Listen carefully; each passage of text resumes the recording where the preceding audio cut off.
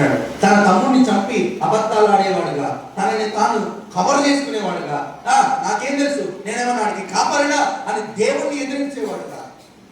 నేటి దినాల్లో అయిపోయింది కుటుంబాలు. నో, భర్తమైన నీవు నీ బాధ్యతను నువ్వు నిర్వర్తించాలి.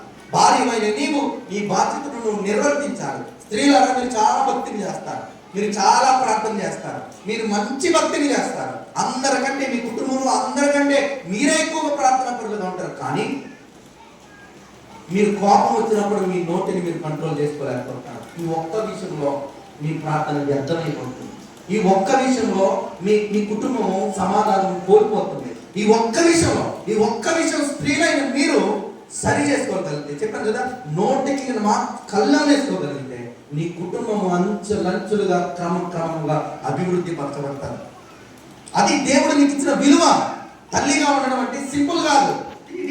రియల్లీ దేవుడు ఎవరికి లేని గొప్ప బాధ్యత దేవుడికి ఇచ్చాడు. కయ్యను అన్నగా ఉండమని బాధ్యత ఇచ్చాడు, కానీ అన్నయ్య విలువను లేకుండా చేశాడు. కుటుంబంలో ఉన్న సమాధానమును పాడు చేసిన వాడుగా అయిపోయాడు. చూడండి, మొదటి తిమోతి రాసిన పత్రిక 5వ అధ్యాయం, తిమోతి రాసిన మొదటి పత్రిక 5వ అధ్యాయము 8వ వచనంలో, ఎవడైనను తన స్వకీయులను విశేషంగా తన ఇంటి వారిని సంరక్షింపకపోయేలా వాడు విశ్వాస త్యాగము చేసిన వాడే అవిశ్వాసి కన్నా చెడ్డవాడే. అవిశ్వాసి కన్నా చెడ్డవాడంటే ఎవరట? తన స్వకీయులను విశేషంగా తన ఇంటి వారిని సంరక్షింపకపోయినా. నీ కుటుంబాన్ని నువ్వు సరిగ్గా చూసుకోలేకపోతే నువ్వు అవిశ్వాసి కంటే చెడ్డవాడిగా నేను వాక్యం చెప్తుంది. కయ్యను ఎందుకు దేశ దిమ్మరి అయిపోయాడు అంటే తన తమ్ముడిని అయిన హేబేలును ప్రేమించలేకపోయాడు. తన తమ్ముడైన హేబేలు బాధ్యతను నిర్వర్తించలేకపోయాడు. దేవుడి రోజు నిన్ను అన్నగా పెట్టాడా, పెద్దగా పెట్టాడా, తల్లిగా పెట్టాడా, తండ్రిగా పెట్టాడా, వాట్ ఎవర్ ఇట్ ఈస్, దేవుడు నీకు ఇచ్చిన విలువలో, నీకు ఇచ్చిన బాధ్యతలో నువ్వు బాధ్యతగా నిర్వర్తించాలి. నాకు సంబంధం లేదు ఎవరు ఏడుపులు వారివి, ఎవరు సమాధానాలు వారివి, ఎవరు ప్రశ్నలు వారివి, ఎవరు ఏడుపులు వారివి అన్నట్టుగా కుటుంబం కనుక ఎవరు త్రోవలో వారు నడిస్తే తస్మాత్ జాగ్రత్త, ఉన్న ఫలంగా నీ కుటుంబం నాశనం అయిపోతే. కయ్యను నడిచిన మార్గం ఎవరు బాధ్యత వారు నిర్వర్తించాలి. కానీ నేటి దినాల్లో యూట్యూబ్ ఓపెన్ చేస్తే భయం అవుతుంది. ఇదివరకు భార్యను చంపిన భర్త అని కనబడేది, కానీ ఇప్పుడు చెప్పండి, భర్తను చంపిన భార్య, భర్తను చచ్చిపోతాం అంతే, భయం వేసిపోతుంది. సెల్ఫీ దిగుదామని తీసుకెళ్తూ వేసిందంటే వేసి రక్తం వచ్చేది. పాపం ఆడికి ఏదో రాయి ఉన్నాయి కాబట్టి అక్కడెక్కడో గట్టిన ఒట్టుకుని ఈదుకుని తాడంట. నాలంటోడు అయితే అట్టుండే ఉప్పేరులో కలిసిపోదు. నిజమే. ఈ రోజున ఎలా అయిపోయిందంటే కుటుంబ వ్యవస్థ పాడైపోయింది. ఎందుకు? లోకానికి అలవాటు అయిపోయాయి, పాపానికి అలవాటు అయిపోయి, లోకంలో ఉన్న విచ్చలవిడితనానికి అలవాటు అయిపోయి కుటుంబం అసమాధానానికి కోల్పోతుంది, అసమాధానానికి లోనైపోతుంది. ఎందుకు అనంటే వారి బాధ్యతను వారు నిర్వర్తించకుండా విడిచిపెడుతున్నారు. కయ్యను తన కుటుంబంలో జ్యేష్ఠ కుమారుడు ఉన్నటువంటి బాధ్యతను నిర్వర్తించకుండా తన బాధ్యతను దుర్వినియోగం చేశాడు. ఏమైపోయాడంట? దేశ దింబరి అంటే అర్థమేంటో తెలుసా? తనంతట తాను చచ్చిపోలేడు. ఎవరు అతన్ని చంపడానికి కూడా ఇష్టపడరు, అన్నం పెట్టడానికి ఇష్టపడరు, ప్రేమించడానికి ఇష్టపడరు. ఆయన ఊరి వెలుపల ఒక కుక్కలా వదులుతారు అనమాట. ఆ జీవితాన్ని జీవించాడు కయ్యేను. దేవుని వ్యతిరేకంగా నిలబడి ఒక దేవుని వ్యతిరేకంగా నిలబడే పట్టణాన్ని కట్టాడంట కయ్యేను. రోజున నీ కుటుంబం ఎందుకు అలా అయిపోతుంది అంటే కయ్యేను మార్గంలో నీ కుటుంబము నడుస్తుంది. కయ్యేను తనకిచ్చిన చేతి పనులు సరిగ్గా చేయలేదు. రెండవదిగా కయ్యేను తనకిచ్చిన కుటుంబ బాధ్యతను సరిగ్గా నిర్వర్తించలేదు. అందుకే శ్రమ. ఈరోజు నీ కుటుంబం ఎందుకు శ్రమ పాలవుతుందంటే నీవు కూడా కయ్యేను నడిచిన మార్గంలో నడుస్తున్నావేమో. రెండవదిగా ఏమంటున్నారు చూడండి, యూదా రాసిన పత్రిక 1వ అధ్యాయము 11వ వచనంలో, బహుమానము పొందవలెనని బిలాము నడిచిన తప్పు త్రోవలలో ఆతురముగా ఏం పొందాలనంట? బహుమానం పొందాలని. ఇక్కడ ఏం కనబడుతుంది అంటే దురాశ. మొదటగా ద్వేషం కనబడుతుంది, ఇక్కడేమో ఏం కనబడుతుంది? దురాశ. దురాశ అంటే ఏంటి? నీది గాని దానిని ఆశించేదే దురాశ. నీది గాని డబ్బును ఆశించడమే దురాశ. నీది గాని భార్యను ఆశించడమే దురాశ. నీది గాని భర్తను ఆశించడమే దురాశ. నీది గాని ఎత్తును ఆశించడమే దురాశ. నీది గాని డబ్బును ఆశించడమే దురాశ. రోజు నీ దురాశ మనుషులు ఎంతగా ఏలుబడి చేస్తుందంటే వారి భక్తి నుండి దూరముగా నడిపిస్తుంది. ఇక్కడ మనకు ఒకరు కనబడతారు, బిలాము కనబడతారు. ఎవరు? బిలాము. సంఖ్యాకాండము 22వ అధ్యాయము 4వ వచనం నుండి మనకి ఇక్కడ బిలాము, బాలాకు ఇద్దరు కనబడతారు. ఎవరు? బాలాకు, బిలాము. నేను చెప్పేస్తాను స్టోరీ, చదువుతాను, టైం సరిపోదు కనుక నేను స్టోరీ కింద చెప్పేస్తాను, వినండి. ఇద్దరు వ్యక్తులు కనబడతారు ఇక్కడ. అంటే బహుమానము పొందవలని బిలాము నడిచిన తప్పుడు త్రోవలో ఆతురముగా పరిగెత్తి. వీరికి శ్రమ. ఎవరికి శ్రమ? బిలాము మార్గంలో నడిచిన వారికి శ్రమ. బిలాము అసలు ఏం చేశాడు అంటే ఇక్కడ ఇద్దరు క్యారెక్టర్లు కనబడతాయి, బాలాకు, బిలాము కనబడతారు. బాలాకేమో ఎదోమీయులకు, మోయాబీయులకు రాజు, బిలామేమో ఆ యొక్క రాజైన బాలాకుకు ప్రవక్త. ఈ మోయాబీయులు ఎవరు? ఈ మోయాబీయులు ఎవరు అనంటే లోతు ఈ యొక్క సొదొమ కుమారుని నుండి పారిపోయాక లోతు తన పెద్ద కుమార్తెతో చేసిన పాపంలో పుట్టిన కుమారుడే మోయాబు. ఈ మోయాబుల్ని దేవుడు ఇష్టపడ్డా, మోయాబుల్ని దేవుడు ద్వేషించాడు. ఎందుకంటే వారు నీతిగా పుట్టిన జనాంగము కాదు, కాబట్టి దేవుడు వారిని విసర్జించాడు. ఈ విసర్జించిన జనాంగంలో నుండి వచ్చిన రాజే బాలాకు రాజు. ఈ రాజు ఈ రాజ్యాన్ని పరిపాలిస్తున్నప్పుడు ఇశ్రాయేలు ప్రజలు ఎక్కడి నుండి బయలుదేరారు? ఐగుప్తు నుండి కానానుకు బయలుదేరారు. కానానుకు బయలుదేరే మార్గంలో మోయాబు దేశం వచ్చింది, మోయాబు రాజ్యం వచ్చింది. ఈ బాలాకుకి ఇశ్రాయేలు ప్రజలు చూసి చాలా భయం వేసింది. ఎందుకంటే ఎత్తు నాకినట్టుగా, గట్టి నాకినట్టుగా వీరు మా ప్రజలను నాకి దున్ని చంపేస్తారు అని భయమేసి పరిగెట్టుకుంటూ బిలాము దగ్గరికి వచ్చాడు. ఈ బిలాము ఎవరు అంటే ఈయన ఒక ప్రవక్త, ఇశ్రాయేలీయుల ప్రవక్త కాదు, ఈయన ఒక అన్య ప్రవక్త. అన్య ప్రవక్త దగ్గరికి కొంతమందిని డబ్బులకి పంపి అంటాడు, రాను నాతో ఇశ్రాయేలీ ప్రజలను నువ్వు ఏం చేయాలి? శపించాలి. నేను నీకు కొంత డబ్బు ఇస్తా, నువ్వు వారిని ఏం చేయాలి? శపించాలి అని అంటే ఆ అధికారుల్ని అక్కడ పెట్టి నేను వెళ్ళి దేవుడితో మాట్లాడతా, దేవుడిని అడిగి అప్పుడు నేను మీ దగ్గరకు వస్తా అంటే దేవుడు అంటాడు, అబ్బాబే నువ్వు వెళ్ళడానికి వీలు లేనే. ఆ వారు ఆశీర్వదింపబడిన జనాంగం, నువ్వు వారిని శపించడానికి వీలు లేదు అంటే బిలాము అంటాడు, దేవుడు నన్ను వెళ్ళొద్దు అంటాడు కనుక నేను రాను అనంటే మరలా బాలాకు ఏం చేస్తాడంటే పెద్ద అధికారులు పంపుతాడంట, పెద్ద డబ్బించి పంపుతాడంట. పెద్ద డబ్బించి పంపినప్పుడు బిలాము ఏమనాలి? నేను రాను, దేవుడు రావద్దు అన్నాడు అని అనాలా? కానీ రెండోసారి నేను అడిగొస్తానే, దేవుడు ఏమైనా ఎక్స్క్యూజ్ చేస్తాడేమో, మీరు పెద్ద డబ్బు మూట అట్టుకొచ్చారు కదా కాబట్టి నేను మరలా వెళ్ళి దేవుడిని అడుగుతానంటే దేవుడు అంటాడు, సర్లే నీ మూర్ఖత్వానికి నువ్వే ఇల్లు కానీ వారిని నువ్వు చెప్పించడానికి వీలు లేదు, నేను ఏం చెప్తే నువ్వు అదే చెప్పాలి. అదే పేతురు రాసిన 2వ పత్రిక 2వ అధ్యాయం 15-16 వచనాల్లో క్లియర్ గా ఉంటుంది చూడండి. తిన్నని మార్గమును విడిచి బేయరు కుమారుడైన బిలాము పోయిన మార్గమును బట్టి త్రోవ తప్పిపోయింది. ఆ బిలాము దుర్నీతి వలన కలుగు బహుమానమును ప్రేమించాడు. ఏమి ప్రేమించాడంట? దుర్నీతి వలన కలుగు బహుమానాన్ని ప్రేమించాడు. డబ్బిచ్చినా, ఎంత డబ్బిచ్చినా మనం కొన్ని పనులు చేయకూడదు, అవునా? ఎంత డబ్బిస్తానన్నా మనము మన విలువను పోగొట్టుకోకూడదు. డబ్బు కోసం ఎప్పుడు సెల్ఫ్ రెస్పెక్ట్ పోగొట్టుకోవద్దు.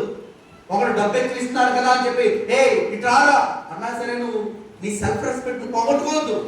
డబ్బు కోసం ఏంటంట? దుర్నీతి వలన కలుగు బహుమానమును ప్రేమించాడు. ఈరోజు డబ్బు కోసం మనుషులు జీవిస్తున్నారు, కానీ వాస్తవానికి మనుషుల కోసం డబ్బు తయారు చేయబడింది తప్ప డబ్బు కోసం మనుషులు పుట్టలేదు.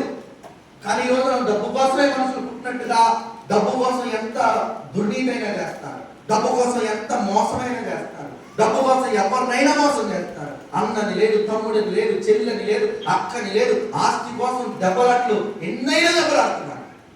దుర్నీతి వలన వచ్చు ఏంటంట? బహుమానమును ప్రేమించాడు బిలాము. బిలాము నడిచిన త్రోవ దుర్నీతి త్రోవ. బిలాము నడిచిన త్రోవ డబ్బు కోసం దేవుని ప్రజలను శపించడానికి బయలుదేరినటువంటి త్రోవ. ఒక ఇంటర్వ్యూ నేను చూశాను.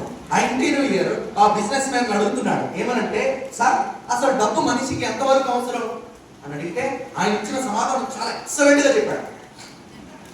ఏం చెప్పాడు అంటే, ఓ పడవ నీటిలో వెళ్తుంది. ఏంటంట? పడవకి ఏం కావాలి? వెళ్ళాలి అని అంటే నీళ్లు కావాలి, అవునా కదా? ఎస్. పడవ నీటిలో వెళ్తుంది. పడవ ప్రయాణించాలంటే నీరు ఎక్కడి వరకు ఉండాలి? నీరు ఎక్కడి వరకు ఉండాలి? పడవ క్రింద వరకే ఉండాలి. ఎప్పుడైతే పడవ నీటి లోపలికి వెళ్ళిపోతుందో ఏమైపోతుంది? పడవ డబ్బు కూడా అంతే. డబ్బు ఎప్పుడు మనిషికి చేతి కిందనే ఉండాలి. కానీ ఎప్పుడైతే మనిషి డబ్బులో మునిగిపోతాడో తన జీవితం ఆకలాకుతలమైపోయి నాశనము అయిపోతుంది. నేను దినాల్లో డబ్బు కోసం మనం ఏ పనులైనా చేస్తా ఉంటున్నాం. డబ్బు కోసం ఎంత దుర్మార్గపు జీవితానైనా జీవిస్తా ఉంటున్నాం. డబ్బు కోసం దేవునికి ఎంత దూరమైనా వెళ్ళిపోతున్నాం. డబ్బు అక్కడ వస్తుందంటే అక్కడ వెళ్ళిపోయి దూరంగా దేవునికి దూరంగా బ్రతుకుతున్నాం. తస్మాత్ జాగ్రత్త. ఏమయ్యాడంట? అయితే తాను చేసిన అతిక్రమము నిమిత్తము అతడు ఏమయ్యాడు? గద్దింపబడ్డాడు. కానీ విన్నాడా? ఈ మోయాబీయులతో ఇశ్రాయేలు ప్రజలతో పాపమును చేయించడానికి ప్రేరేపింపు చేశాడు. ఎంత దుర్మార్గపు పని చేశాడంటే బిలాము, అంత దుర్మార్గపు. గద్దించాడు దేవుడు. దేవుని దూత త్రోవలో కనబడినప్పుడు తనకి గాడిదతో చెప్పించాడు దేవుడు. గాడిదతో చెప్పించినను తన మనసును మార్చుకున్నటువంటి మూర్ఖుడు బిలాము. ఈరోజు నాలాంటి గాడిదతో దేవుడు ఈరోజు నీతో మాట్లాడుతున్నాడు. ఏమంటే ఇప్పుడైనా డబ్బు కోసం కాదు, మనుషులు ఉన్నారు దేవుని కోసం బ్రతుకు అని దేవుడు నాలాంటి గాడిదతో నీతో మాట్లాడుతున్నాడు. మారుతున్నావా? దుర్నీతి వలన వచ్చు బహుమానం కోసం ప్రయాసపడుతున్నావు. దుర్నీతితో వచ్చేటువంటి బహుమానం కోసం పరుగులెడుతున్నావు నీవు. తస్మాత్ జాగ్రత్త. ఒకానొక రోజు దేవుని ఉగ్రత అదే అంటున్నాడు చూడండి. 1 తిమోతి రాసిన పత్రిక 6వ అధ్యాయం 10వ వచనంలో, కొందరు దానిని ఆశించి విశ్వాసం నుండి తొలగిపోయి నానా బాధలతో తమ్ముడు తామే ఏంటట అక్కడ పైన మాట ఉంటుంది చదవండి. ధనము సమస్త కీడునకు మూలము. కొందరు దానిని ఆశించి విశ్వాసం నుండి తొలగిపోయి నానా బాధలతో తమ్ము తామే. డబ్బు కోసం అవమానించబడవద్దు. డబ్బు కోసం నీ క్యారెక్టర్ నువ్వు పోగొట్టుకోవద్దు. డబ్బు కోసం నీ విలువను నీవు పోగొట్టుకోవద్దు. డబ్బు కోసం దేవునిని పోగొట్టుకోవద్దు. డబ్బు ఈ రోజు కాబట్టి రేపు పొద్దున వస్తుంది, కానీ నీ కుటుంబం ఈ రోజు పోతే రేపు పొద్దున ఉండదు. నీ ఈ రోజు ఉన్న ప్రేమలు లేకుంటే ఉండవు. డబ్బు కోసం నీ ప్రజలను నువ్వు ద్వేషించేవాడుగా, నీ ప్రజలను నీవు దూషించేవాడుగా, నీ ప్రజలను నీవు ఏంటంటే శపించేవాడుగా మనం ఉండడానికి వీలు లేదు. బిలాము ఇశ్రాయేలు ప్రజల్ని శపించడానికి బయలుదేరాడు. దేనికోసం? డబ్బు కోసం. దేనికోసం అనంటే డబ్బు కోసం. తన కుటుంబాన్ని తను పాడు చేసుకోవడానికి డబ్బు కోసం ప్రయత్నించేవాడు. అందుకే అన్నాడు కదా, కొందరు దానిని ఆశించి విశ్వాసం నుండి తొలగిపోయి నానా బాధలతో తమ్ము తామే. ఇంకా చూడండి, ప్రసంగి గ్రంథం 5వ అధ్యాయం 10వ వచనంలో, ద్రవ్యములను అపేక్షించువాడు ద్రవ్యము చేత తృప్తి నొందడు. ఈ భూమి మీద ఫుల్ స్టాప్ లేంది అంటే ఏదైనా ఉంది అంటే డబ్బే. ₹1 కోట్లు వచ్చినాయి అనుకోండి, ఆగుతాడా? 2 కోట్లు సంపాదిద్దాం అనుకుంటాడు. 2 కోట్లు వచ్చినాక ఆగుతాడా? 10 కోట్లు సంపాదిద్దామని పరిగెడతాడు. 10 కోట్లు వచ్చాక ఆగుతాడా? నో. ఇటీవల ఫేస్బుక్ లో ఒక కోట్ చూశాను. మిస్టర్ బీస్ట్ అనే ఒక వ్యక్తి అంట రోజుకి 10 లక్షలు సంపాదిస్తాడు. రోజుకి ఎన్ని లక్షలంట? రోజుకి 10 లక్షలు. అదే ఎలన్ మస్క్ అనేటువంటి ఒక ధనవంతుడు నిమిషానికి 10 లక్షలు సంపాదిస్తాడు. ఎంత? నిమిషానికి. ఒక వ్యక్తి రోజుకి 10 లక్షలు సంపాదిస్తాడు. ఒక వ్యక్తి నిమిషానికి. వారి సంపద ఆపారా? చాలే ఆగారా? నో. ధనాన్ని ప్రేమించు ద్రవ్యమును అపేక్షించువాడు ద్రవ్యము చేత తృప్తి నొందనే. ఇంకా ఎన్నో తప్పుడు మార్గాల్లో వెళ్ళిపోతాడు. ఎంతో దేవునికి దూరం అయిపోతాడు. తృప్తి అనేది లేకపోతే, దురాశ అనేది నీ హృదయంలో ఎప్పుడైతే పుడతాదో దురాశ దుఃఖానికి బిలాము నాశనం అయిపోయాడు. ప్రవక్త దేవుని మాటలు మనుషులకు అందించేటువంటి ఒక ప్రవక్త తన జీవితాన్ని పాడు చేసుకున్నటువంటి వాడుగా అయిపోయాడు. ఏంటంట? బహుమానము పొందవలనని బిలాము నడిచిన తప్పుడు త్రోవలో ఆతురముగా నడుచు వారికి శ్రమ. డబ్బు కోసం తప్పుడు మార్గంలో నడిచే వారికి శ్రమ. డబ్బు కోసం తన కుటుంబాన్ని శపించేవాడు శ్రమ. తన డబ్బు కోసం తన కుటుంబానికి దూరం అయిపోయేవాడికి శ్రమ. చివరిగా ఏంటంటే చూడండి, అదే 1వ అధ్యాయము, కోరాహు చేసినట్లు తిరస్కారము చేసి నశించిరి. చాలండి. కోరాహు చేసినట్లు తిరస్కారము చేసి నశించిరి. మీకు ఒక చిన్న ప్రశ్న అడుగుతాను, చెప్పండి. బండి ఒక వ్యక్తి 10 సంవత్సరాల నుండి నడుపుతున్నాడు. ఇంకొకటి పక్కనే నేర్చుకుని 2 రోజులు అయింది, వాడు కూడా నడుపుతున్నాడు. వాస్తవానికి ఎవడు పడిపోవాలి? ఎక్కువగా ఎవడు పడిపోతాడు? 10 సంవత్సరాల నుండి నడుపుతున్నవాడు పడిపోతాడా? నేర్చుకుని 2 రోజులు అయినవాడు ఎప్పుడు పడిపోతాడా? కానీ నాకు వచ్చిన ప్రాబ్లం ఏంటంటే 10 సంవత్సరాల నుండి నడుపుతున్నవాడే పడిపోతున్నాడు. ఇప్పుడు 10 సంవత్సరాలను తోస్తున్నాను కదా అని చేతిలో వదిలేసిపోతున్నాడు. 10 సంవత్సరాలు తోలుతున్నాను కదా అని వెనక్కి తిరిగి తోలుతున్నాడు. 10 సంవత్సరాలు తోలుతున్నాడు కదా అని కిడ్నీ పోయినట్టు నడుపుతున్నాడు. సరిగ్గా నడపట్లా బండి వెళ్ళిపోయి సరాసరి చెరువులోకి వెళ్ళిపోతున్నాడు. ఎవరు అని అంటే 10 సంవత్సరాల నుండి బండిలో తోలుతున్నటువంటి సీనియర్ డ్రైవర్స్. ఎవరైనా సీనియర్ డ్రైవర్స్. వీరి సీనియారిటీ ఎక్కడికి వెళ్ళిపోయిందంటే సిన్సియారిటీ లేనట్టుగా చేతులు వదిలేసి తోలాల్సిన పని నీకేంటి, చేతులు వంకర పెట్టుకుని తోలాల్సిన పని నీకేంటి, సంఖ్యలు పోయినట్టుగా ఇలాగా ఎందుకు నేను దినాల్లో క్రైస్తవ్యం కూడా అలాగే ఉంది. మేము అనుకుంటాం వీడు 10 సంవత్సరాల నుంచి చచ్చిపోతున్నాడు కదా, వీడు ఏమైనా తొట్టెలడు ఏమి తొలగిపోడు, వీడు బాగా నిలకడగా ఉంటాడు అని కొంచెం మొన్నే భక్తి చేస్తున్న వారికి కాన్సన్ట్రేషన్ పెట్టామనుకోండి. అసలు ఈ 10 సంవత్సరాల నుండి పెట్టినోడు అసలు ప్రార్థనగా ఉంటాడు, అసలు కనబడట్లా, ప్రార్థనే చేయట్లా, పాట పాడరా అంటే పారిపోతున్నాడు, పరిచయం చేయాలంటే పారిపోతున్నాడు. ఎవరు అంటే సీనియర్ డ్రైవర్. ఎవరైనా సీనియర్ డ్రైవర్. ఈరోజు కోరాల గుంపు సంఘంలోనికి బయలుదేరింది. కోరాల గుంపు ఎవరికి వ్యతిరేకంగా ఉంటున్నారు అంటే మీరు కట్టుమని చెప్పే మాట మోసే అంట. వాస్తవానికి కోరాల గుంపు మోసేకి వ్యతిరేకంగా నిలబడ్డా.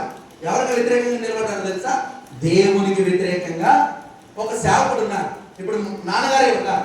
3 రోజులు ఉపవాస ప్రార్థన పెట్టారు. 3 రోజులు ఉపవాస ప్రార్థనలో ప్రభువా డాడీ వ్యాపారం చేస్తాడు, కోట్ల టర్న్ ఓవర్ అయిపోవాలి అని ప్రార్థన చేశారా?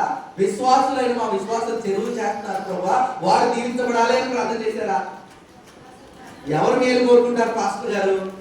మీ విశ్వాసులు మేలే కోరుకుంటారు. మీరు బాగుంటే చాలు అని అనుకునేవాడు సేవకుడు. ఇప్పుడు చాలా మంది విశ్వాసులు ఏం చేస్తారంటే సేవకుడికి వ్యతిరేకంగా నిలబడి సేవకుడిని ఎలాగైనా తొక్కాలి అని చూస్తారు. ఇప్పుడు మీరు సేవకుడికి వ్యతిరేకంగా నిలబడుతున్నారా? మీ పక్షాన వ్యాజ్యమాడుతున్న దేవునికి వ్యతిరేకంగా నిలబడుతున్నారా? దేవునికి వ్యతిరేకంగా నిలబడుతున్నారు. దేవునికి వ్యతిరేకంగా నిలబడ్డారు. ఇప్పుడు కోరాహుకి అభిరాముకి బుద్ధి లేదంటే ఓకే, వాళ్ళిద్దరు పాడైపోయారంటే ఓకే. ఆయన వెనకాల ఎంతమంది బయలుదేరారంట? 250 మంది. They don't have any experience with the Lord. వారికి దేవునితో అనుభవం లేదా, వారికి ప్రార్థన అనుభవం లేదా, వారికంటూ సెల్ఫ్ రెస్పెక్ట్ లేదా. గుడ్డిగా ఈరోజు నేటి క్రైస్తవులు, నేటి సీనియర్స్ అని పిలవబడుతున్న వారు భక్తి పరులని ఆదర్శంగా పెట్టుకుని భక్తి చేయట్లా. భక్తిలో బలహీనమైన వారిని ఆదర్శంగా పెట్టుకుని ఆడే ప్రార్థనకు రావట్లా, నేను మానేస్తే ఏమైందిలే, ఆడే ప్రార్థనకు దూరం అయిపోయాడు, నేను మానేస్తే ఏమైందిలే. భక్తి చేసేవనే ఎగ్జాంపుల్ గా పెట్టుకోవట్లేదు. భక్తి చేయని వారిని ముందు పెట్టుకుని వారు అడుగుజాడలో నడుస్తున్నారు. తస్మాత్ జాగ్రత్త. ఎంత కాలం దేవుడికి వ్యతిరేకంగా నిలబడతావు, నిలబడు. నేను ఛాలెంజ్ చేస్తున్నా, భూమి నెరలు విడిచే రోజు వస్తుంది.